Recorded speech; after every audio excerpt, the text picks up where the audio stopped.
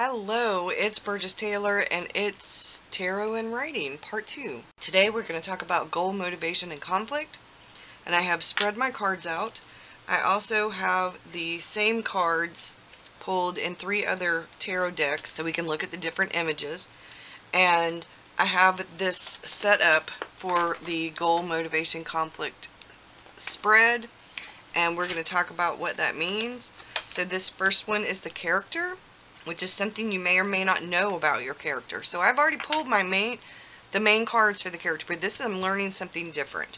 And this is my character arc right here, the main goal, motivation, conflict, what I need to know for her character arc. Then I have the Wheel of Fortune reversed, and that is in the goal, the inner or outer goal. And then in this spot is the motivation, inner or outer. And then I have in this space right here the conflict.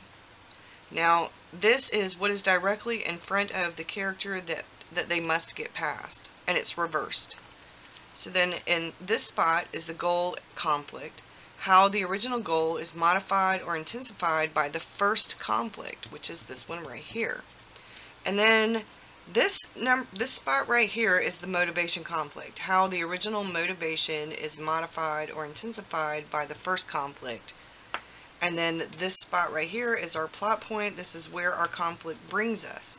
Goal, and this is the goal conflict. Motivation, and the motivation conflict. This is the conflict, and this is the outcome of that conflict, and then this is the character, and it's something we did not know. We're going to talk about it. So the first thing I want to do is talk about this Judgment card. Now if I look at my other cards, I'm going to move these over to right here for now. This is the Judgment card. This is the Judgment card. And this is the Judgment card. So when we look at these, they're quite different. They're quite different. This one, I don't even know what to... This one looks like a call to arms, a spiritual message, an angelic message.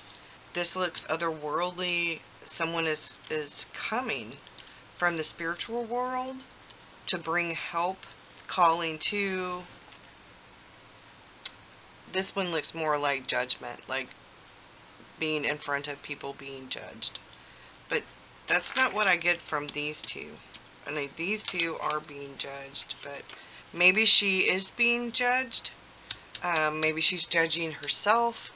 Maybe she's getting a spiritual message and she's not trusting her own judgment, so she is not answering it, which makes sense because that would be where my novel was originally going to open with, kind of. So we have a good thing right there. She's definitely otherworldly. That's a family. There are people in the background. But this one,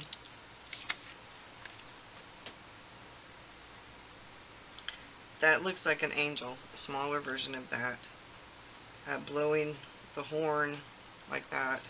So it's the call, and then this is rising up.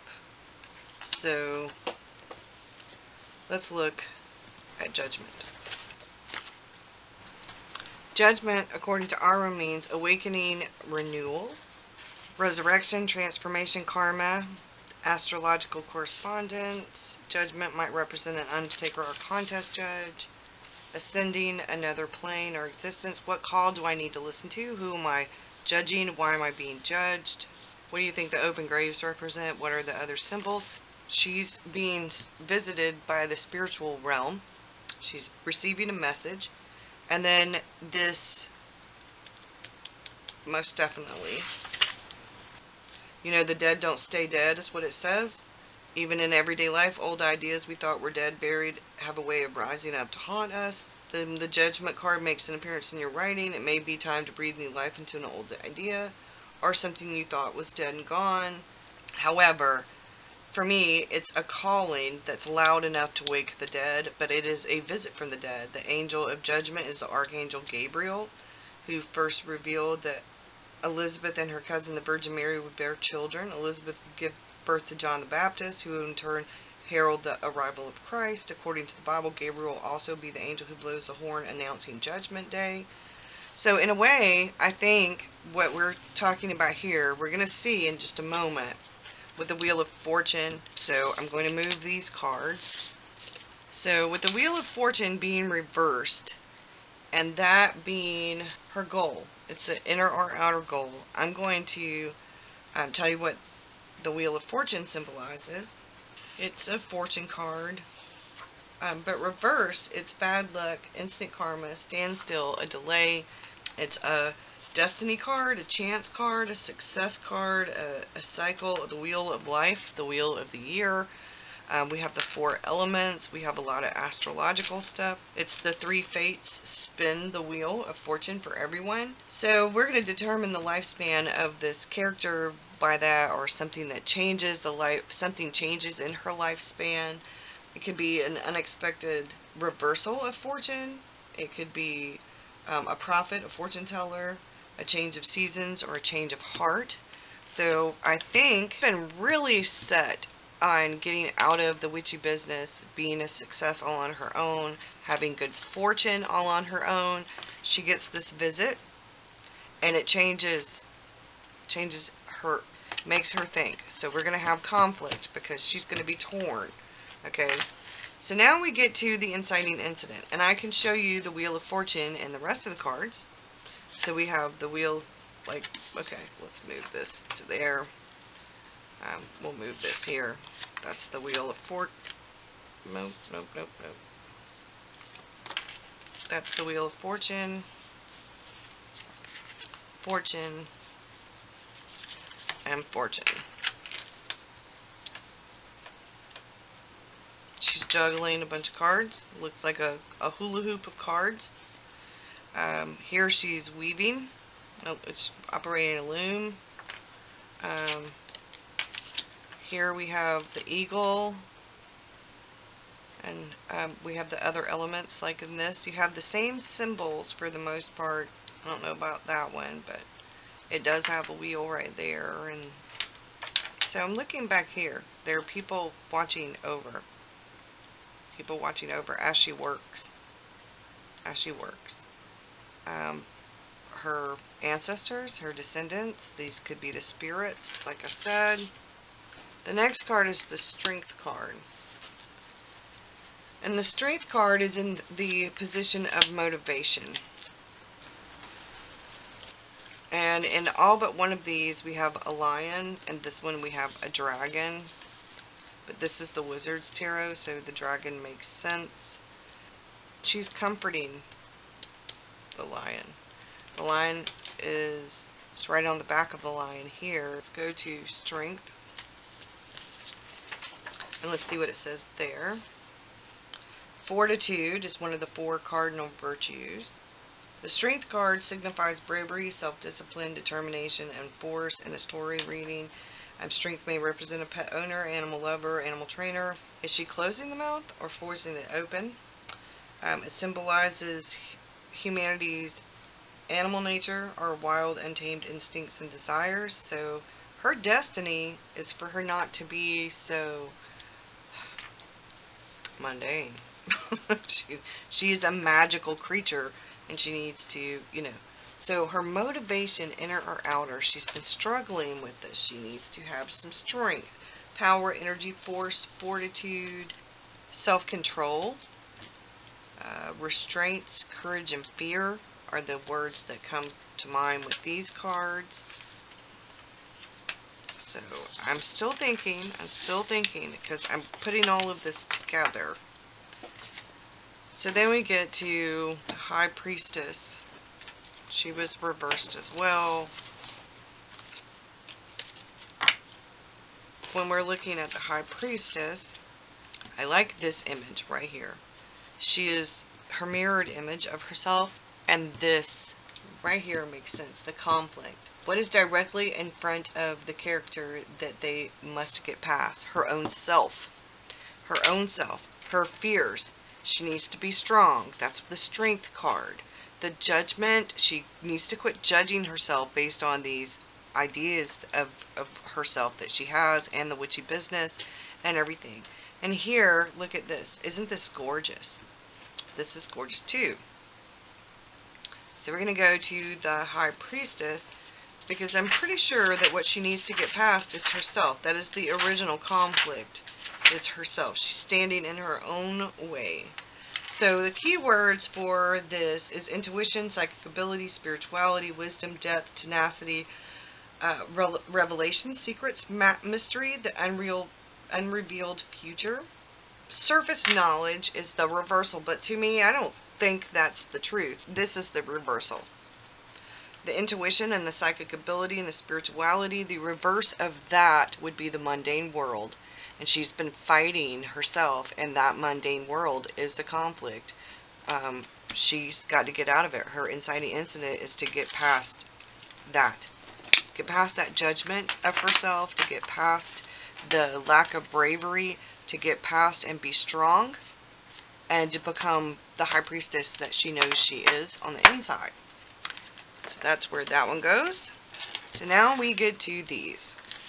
So the Hierophant, in my original pull for this, the grandmother was the Hierophant. And she is actually a teacher. Like the high priestess, the Hierophant's a spiritual leader and a teacher. So this position number 5 is the goal conflict, how the original goal is modified by the first conflict. Now the first conflict is that once she gets the visit from the spiritual world, she is automatically conflicted. She knows she's got to go back home. She knows she's got to face everybody. She knows there's going to be judgment. She knows that this is going to take a really brave front, because her grandmother has died, and her grandmother's visit from the spiritual realm to her has put her in her tracks, put her in her place, and put her on her tracks, put her on her path. So she's got to do. So let's see what it says for the Hierophant, because the Hierophant is, like I said, a spiritual leader, a teacher. He represents wisdom. He's rooted in the precepts of it's more of, definitely more of a philosophy and a way of life for this. For the grandmother, it's definitely, she's born into this. It's her way of life. It's not a religion. It's just her life. This is what she is, who she is, how she is. She is the grandmother is an authoritative person. And now that she's dead, my main character is next in line to be the leader, the spiritual leader, the teacher, the high priestess. With this card, we get education, knowledge, structure, discipline, obedience, blessings, alliances, mercy, inspiration, a blessing or curse, a sacred promise, obligation, or vow, and that would be that right there. So the original thing, what she's got here is she's got a vow to her grandmother, and we can look at these other cards and see what the Hierophant looks like. There's the Hierophant in this one. Here's the Hierophant in that one, and here's the Hierophant in the other one. So we're going to look at the images. The ruler of these animals. He is the centaur, I believe. That one's really pretty. Definitely a figure of authority in every single one of these. This looks more teacher mode. This looks more philosopher mode. This looks more authority mode. This looks more, I'm gonna kick your ass, kind of, or I'm the ruler. I'm not sure. Maybe that's supposed to be discipline. I don't know. I'm not gonna look through the book because this deck is kind of weird, but I like some of the images. So I'm gonna go with that one. And then in number 6 is the motivation conflict. So it's how it's modified or intense by the first conflict. So the death card. The grandmother's death really puts her in a predicament. It changes everything about her life, about everything. It changes everything. So we're going to look at the death card.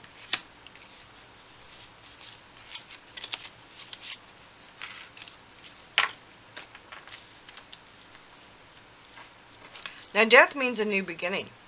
Death is not necessarily the passing of someone.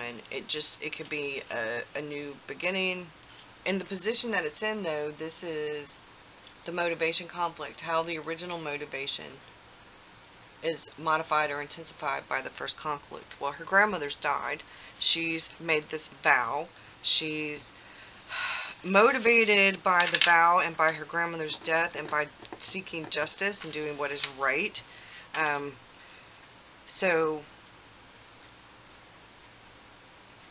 what is going to intensify? The grandmother's death has intensified everything. So the death card, it can refer to a death that's already transpired, especially if the passing, it can call the release of old habits, old patterns, and old relationships. It can represent a dead person, a grieving survivor, a health worker, a spiritual guide. So this is where we're at right now. The motivation is the grandmother's ghost is not leaving her. The grandmother's ghost is not going anywhere. She's going to be with shadowing my character throughout this novel. And I think it's going to make it really interesting. It's going to make it very fun. When you pull up the card, like if you were to look up some of the definitions, the words that come with this card, you would pick up transformation, transition, rebirth, recreation, regeneration, change, alteration, mortality. It's an allegorical card. You have dancing skeletons. You know, we've got I think it's really interesting. So if you look up, it could be someone who is on who has died, someone coming back from the dead. The grandmother's still here. We're just intensifying things, because the more that my character goes back into the witchy business, the more she's going to be able to see the grandmother, the less she's going to be able to fight, you know, the grandmother's in her face. More and more and more throughout the story, the grandmother's in her face. So she's got this communication, you know, the grandmother's the ghost, and I think that's just going to be intensified. It's going to be intensified once she walks right into the witchy business world. Her family's witchy business. Yep. So, there we go. And the last card, last but not least, is the Knave or the Page of Wands. And we have some gorgeous imagery here, I think. Some really gorgeous imagery here.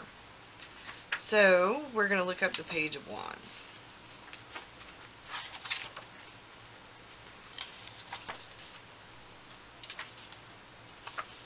So the Page of Wands is a real fireball. So this is the plot point where our conflict brings us. A real fireball. Fire in human form. The Page of Wands is daring and courageous, filled with energy, ambition, and drive, impulsive, quick to react to any stimulus or provocation, quick to jump to conclusions, quick to fall in love, and equally quick to lash out in anger. The Page or Knave of Wands can be warm and passionate. Without a safe place to burn, however, he can also rage out of control and can become unstable, violent, destructive. One of the things for this card is a spiritual lesson, a spiritual message. It's a youthful person. She's gone back to being a student. And we're going to pull cards again later throughout, because she's got an arc she has to go through. And this, she is a student. Even though she was extremely powerful as a child, even though as a teenager she was extremely powerful, she quit studying when she left home to go to college. She did not complete her training, and so she's still a student. But she's going to be taking over the role of high priestess, of leader and authority figure, but she is immature. She's a spitfire. She's got a lot to learn. She is in no way, shape, or form a perfect character. She's in no way, shape, or form ready for all the responsibilities she's going to have. She's going to make a lot of mistakes. She's going to have to learn. She is going to be rash. But I think that that's going to be a good thing, because she will not be a flat character. She will not be a flat character. She's going to go from being mundane, you know, to being this, and to needing strength and courage, to being a hellion, because she's got to fight, and she's going to be a spitfire on the outside, this brave, courageous, I can do this on the outside, but really she's still a student. So we're still going to have inner and outer. Her inner and outer are not going to quite match yet. She's going to flip, she's doing a flip and from the beginning to here, and then by the end of the story, hopefully she will have come to a better harmony within herself, so that she's not so much of a student, but she's still going to be learning. But hopefully the inner and the outer will kind of match by the end of the story, because we have quite a few other books I'm going to do. I'm going to do a book about the grandmother, and I know I'm going to do a book about her, another book about her past this point. I don't know if the grandmother is going to be the last book in the series. This series is going to end up being about 5 books. So I'm going to go, because I need to get started on all of this. I need to write down what I've done and put my stickers in my book. Yeah, I hope that y'all have a great one, and I will see you again soon with another video, and hopefully I will get that one up on Wednesday instead of late. But I'm working on it, y'all. Working on it. Thanks for watching so much. If you have any questions, please let me know. I will try to leave a link to all of the things that I've mentioned in here that are available. The Wizard's Tarot, this one is available, but it is now really expensive. Like I said, I hope you have a good one, and thanks for watching. Bye, y'all.